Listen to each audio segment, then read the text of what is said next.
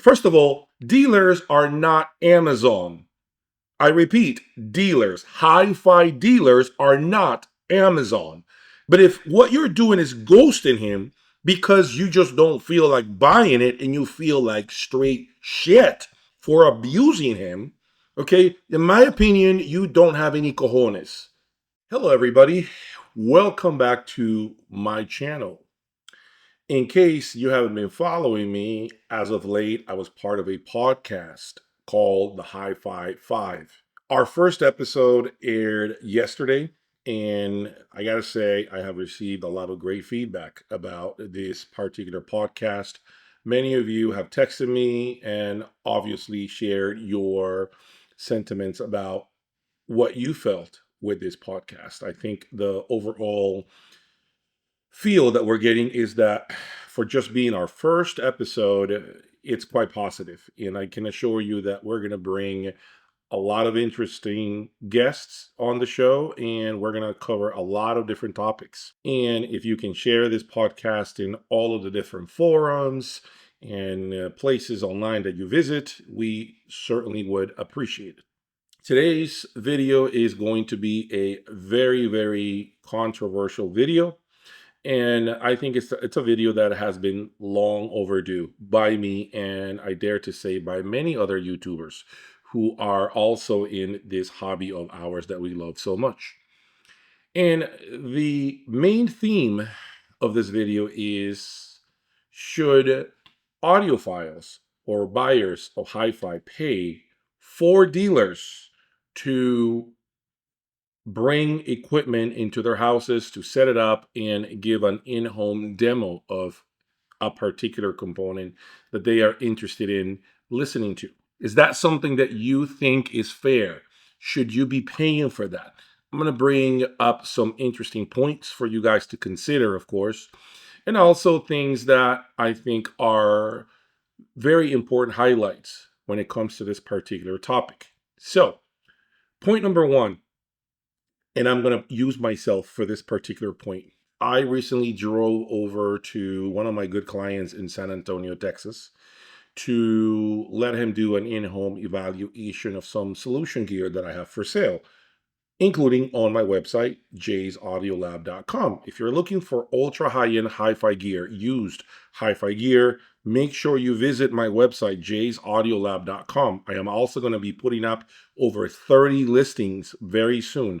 30 listings of hi-fi gear. Okay, I'm collecting a bunch of equipment at the moment. Tomorrow I am going to be working on cleaning it up, taking high resolution pictures, and then hopefully over the weekend or early next week, I will be uploading all these listings on my website, jaysaudiolab.com.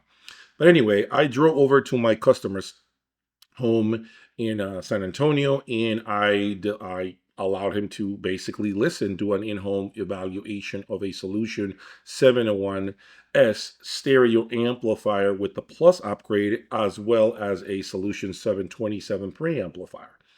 And so the intent was for him to listen to those components in his system and compare against his JMF Electronics, the amplifiers. He has the monos and the preamplifier. I don't recall the models at this time. I'm not too familiar with the brand JMF. All I know is they are from France and they primarily dedicate themselves to pro audio. But anyway, so my customer said to me, look, I want to hear the solution gear in my room. Of course, I need more than a day. And if it sounds better in my system than my JMF, I'm willing to purchase it. So I said, let me think of a number. Let me think of what makes sense to me because I got to drive 3.5 hours one way and 3.5 hours back. And if for whatever reason you don't like it, I got to do the same process again. So we're talking potentially 14 hours of driving that I would have to do in the event that he doesn't want to keep it. So I came up with a number and I threw that number at him and I said to him, look, it's not only me renting a van, because I had to rent a van in order to maintain the equipment in a in a very cushion ride. I didn't want my amplifiers to be beat to hell in the back of my pickup truck, so I put them in a van, which I rented. That cost me money. I also had to put fuel. I also had to account for my meals, and I also had to, of course, take in consideration the amount of time I was going to be away from my home. Okay, those are things you have to factor in.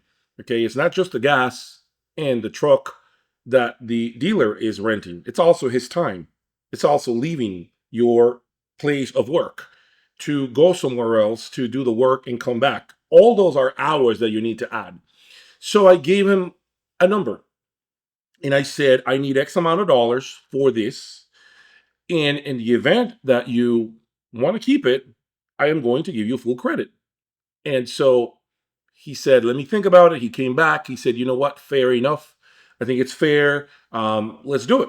And so, again, I did the whole work. I drove all the way to San Antonio, 3.5 hours. I did the lifting with him. He helped me to uncrate the amplifier. And we put it up on the stand that he wanted. We connected it, and we did the same thing with the preamplifier. I made sure that everything was working. So I stayed there for approximately, I want to say about 3 hours, more or less. And I just wanted to be sure that there was nothing wrong with the equipment. I wanted to verify the condition of the equipment, and I wanted to make sure that there was nothing funny, no clicking noises, buzzing sounds, or anything that would be alarming. Okay, the last thing I want is to get a call from him 30 minutes after I leave, and he's telling me it broke or it doesn't work. Okay, so I stayed a solid 3 hours with him. And by the way, the agreement was that he was going to stay with the equipment for about 2 weeks. Yes, so I even gave him basically over 10 days, 14 days to be exact, for him to sit on this equipment and play with it. Okay, and so I was fine with it because he's a good established customer of mine. I want to make sure I say that. That's not just a nobody. That's not just any random person. That's someone who has eaten with me at shows, who's met my wife. I broke bread with him. Like, I know who he is. Okay, he's not just any random John Smith. Okay, so um, as he was doing his evaluation, obviously he started giving me feedback through what's up. He was telling me, I hear this, I hear that, in terms of the sonic characteristics of this the equipment, not necessarily that there was something wrong with it. So he was just evaluating, doing his A and B comparison. Okay, his system is a very impressive system. Okay, he's got a esoteric T1 turntable, which I sold to him. He has the matching clock from Esoteric, which I sold to him. He has an Olympus from Tyco, which I sold to him as well. And he had JMF at that point in time. Anyway, after listening to the system for about, I want to say 8 days, we didn't even make it all the way through the evaluation period. He realized that the solution gear in his system, with his equipment in his room, outperformed the JMF. Okay, it sounded better to his ears. Now, again, I want to make sure I say this very clearly. It's in his system, current conditions with the cables he's using with his sources. Your results may be different. Okay, but he preferred my solution, electronics. So, of course, in about a day or two, I should be receiving his JMF equipment, which will be up for sale on my website. And now he's extremely happy. So happy that he called me in the morning and he said to me, Jay, I don't like what you've done to me. I'm like, what do you mean? I haven't slept all night because I have been listening to my system throughout the entire night, song after song after song after song, and I cannot get off the chair. Like, it's ridiculous. Like, I'm losing sleep. I'm going to work tired because of listening to music. And to me, that's the greatest satisfaction that I can have as, as a dealer. I'm not a solution dealer, to be clear. I'm not a solution dealer, but as a dealer of used hi-fi gear, it's the best reinforcement that one can ask for. And so we did the deal. So long story short, the in-home evaluation was worth it to me, right? Was worth it. The drive, all the effort, all the lifting, the rental, everything was worth it. But I'm going to spin it on you now. Okay, I'll just give you a perfect example of how I think an in-home evaluation should be done. Okay, Number one, I believe dealers should get compensated for their time. No doubt. No question about it. Okay. There is no way that you're going to tell me a dealer, okay, is going to travel to someone's home and not make any money and hire labor and and get a truck and spend fuel and his time rather than being at the store, picking up the phone, answering phone calls, doing demos at the store to be with you instead. He needs to be compensated. Okay. What that should be, I'll give you a perfect, an approximation of what I think is fair. I would say it should be at least 10% of the MSRP of the product. Okay. So if you're buying, let's say hypothetical, a $10,000 or render music server, okay, if that exists, I believe within reason, reasonable driving distance, okay, I believe the dealer should be compensated with at least a guaranteed $1,000 from that $10,000 sale. Okay, now this all changes because if, let's say, this dealer is in Florida, but the person that wants to do an in-home evaluation is in New York, that's a lot of traveling, folks. That may not necessarily work. I'm talking about situations in which you are within driving distance from the dealer. To me, it should be a guaranteed 10% for the dealer. Okay, now if you end up buying it, you should be fully credited towards the purchase of the product. To me, that's very fair. Okay, now for those of you that are about to be like throw your arms up in the air and say, this is ridiculous. I'm not paying somebody 10% to let me hear a piece of equipment in my home. I just explained to you, number one, that the logistics involved are costly. They're not free. Okay.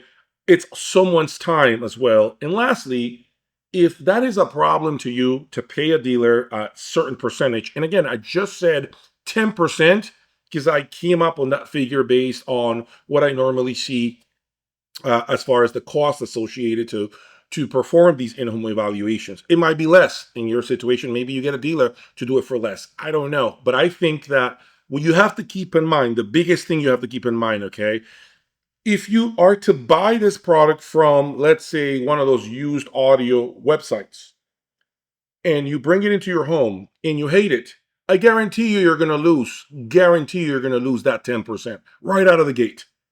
Right out of the gate, you're going to lose it, potentially even more, and you're losing the shipping as well. Okay, so you're not really winning anything by buying it from a used audio website. If you haven't heard it and you're just looking to try it, why not give a local dealer the opportunity to do that for you? And hey, if he gives you a discount on the price of the product, even better. You win. Not only do you now have do you have the opportunity to listen to the product, but now you have a dealer on your side. If you have a problem, he's going to be there. He's going to be there to pick up the unit. He's going to be there to support you. He's going to be there to maybe even loan you another piece while yours is getting repaired, which I believe that's what a real dealer should do. Okay. So these are things that you have to take in consideration. Okay. Now I'm going to give you the bad part of doing in-home evaluations. If you are not an established customer of a dealer, meaning that dealer has no relationship with you, you just came out of nowhere and you want to do an in-home demo of certain pair of speakers, it's a very tricky situation for the dealer because remember, the moment that equipment enters your home, legally, he cannot take it out of your house without your permission. Are you hearing me correctly? He cannot take out that equipment, remove it from your home without your permission. Do you understand what I'm saying? Because legally, it is your property and you can tell him to get the hell out and keep the equipment if you want to. Now, don't get any ideas out there because I know many of you are going to start getting ideas and probably put this plan into effect. Okay, please don't do that. But that is one risk that no one here is looking at or thinking about. Okay, so unless you are an established customer, no dealer is going to leave you something overnight without some sort of an agreement or something being notarized where both parties sign, where there is a legit document that states that this took place. are a lot of legal steps that need to be taken, especially if you're looking to do a demo of I don't know, a pair of amplifiers that are $300,000. I mean, that's a lot of risk for that dealer. He's risking everything, and you are risking nothing. So those are things that you have to always consider, okay? Now, I know some of you might come back and say, this is ridiculous. Not only is hi-fi so expensive right now, every day prices keep going up and up and up and higher and higher and higher, but now I got to pay to listen to equipment. I want to make sure you understand something. I said, if he's bringing it to your home and he's spending his own money in doing so and hiring labor, it has to be worth it to him. No one works for free last time I checked. No one does. So you have to put that into the back of your head that it takes money to perform this in-home evaluation. Now, I'm not talking about dealer demos. That could be an entirely different video. I haven't even thought about that.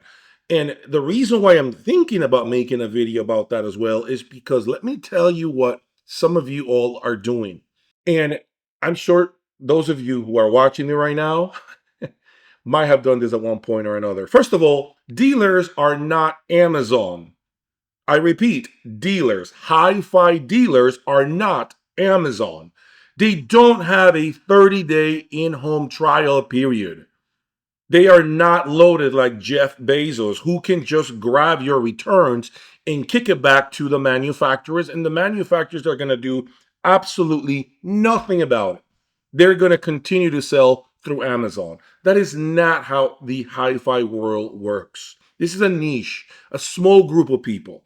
So you have to understand that no dealer has those deep pockets to let you do a 30-day in-home trial period, especially without you even at least guaranteeing some sort of money at the end of this evaluation. Okay, so don't get it twisted. But when you're thinking about the whole picture, okay, a lot of you, what you guys are doing is you go to a dealer, you listen to a product, okay?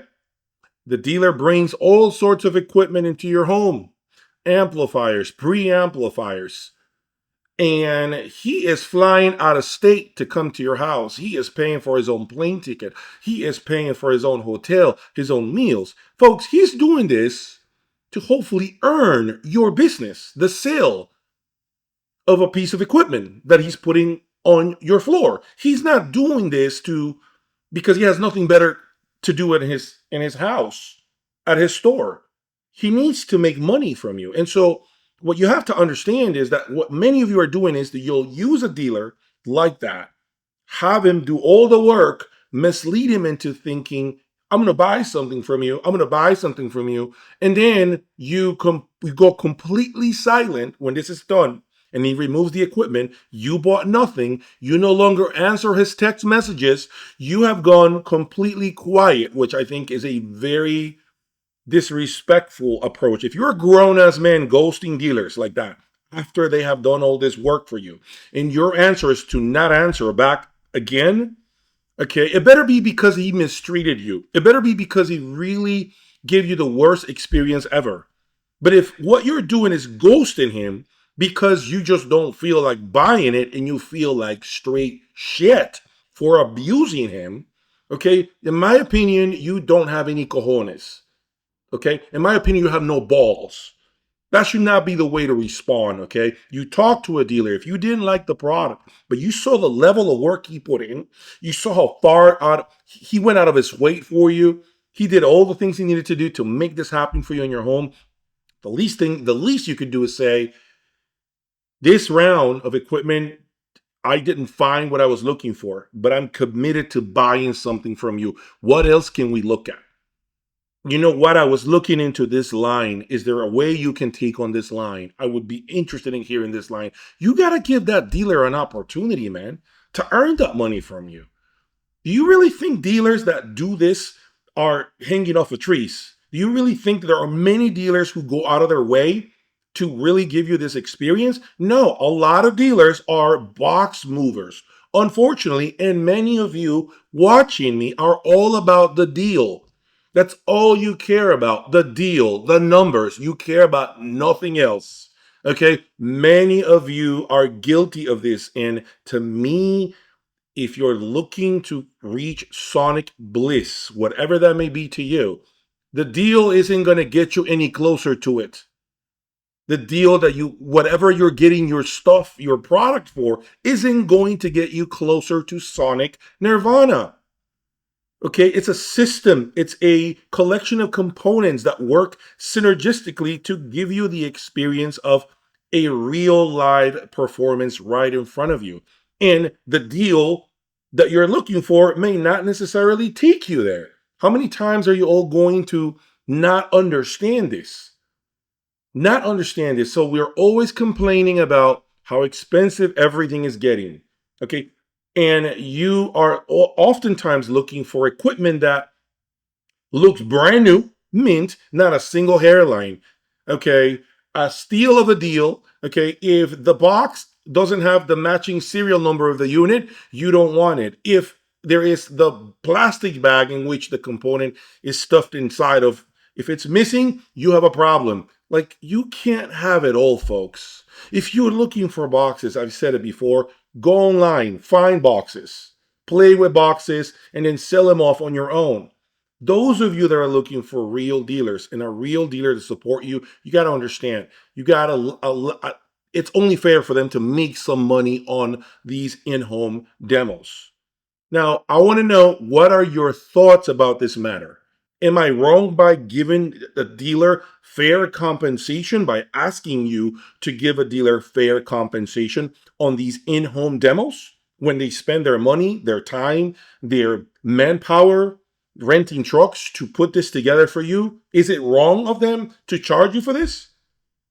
Let me know in the comments section.